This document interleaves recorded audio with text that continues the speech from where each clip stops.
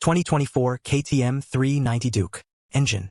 It's a sweetly balanced unit, the LC4C, and between 4,000 RPM and 8,000 RPM is, for its 399 cubic centimeters, seriously flexible too, generating mid-range drive strong enough to surprise the usual Sunday afternoon warriors.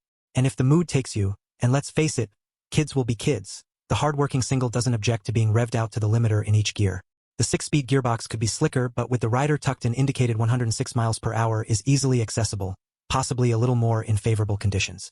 Annoyingly, the Quickshifter Plus fitted to our test machine is only an optional extra, but in line with KTM's ethos of loading its smaller bikes with the unruly credibility of their larger siblings, the 2024 KTM 390 Duke does come to market with lean-sensitive rider aids, traction control and ABS, plus launch control and a pit lane limiter. Admittedly, the latter is more likely to be used in speed-restricted zones than at Laguna, but the cornering TC and ABS are genuine assets for newer riders. For the more experienced, the rider aids can be turned off. A Supermoto ABS setting allows you to lock the rear but still have ABS active on the front, because KTM wanted the Duke to be both fun and safe. If there's one major manufacturer that irrefutably looks out for the kids, it is KTM. For the Austrian factory, its entry-level machinery is every bit as important as its range-topping flagships. Big or small, a KTM has to be ready to race. It's a philosophy that works. KTMs look young and feel young, and the smaller capacity bikes aimed at new riders generally have a sporting authenticity. For 2024, the Duke and Super Duke range of sporting nakeds get a refresh, and it's therefore no surprise that the enduring entry-level 390 has been lavished with as much attention and development as its big cube siblings. There's a distinctive new frame, a much-modified LC4C single-cylinder engine, and sharper looks, including a redesigned LED headlight pattern that will present a new-look face across the whole range. As ever, KTM's targets for this 90% new model were more power and more agility. Bigger bangs, sharper handling.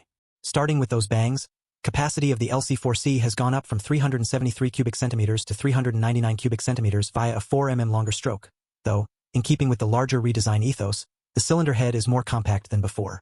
Peak power is up fractionally from 43 horsepower to 44.3 horsepower, thus staying within European A2 license regulations, but arrives 1,000 RPM earlier at 8,500 RPM, while peak torque is up to 28.8 pound-ft.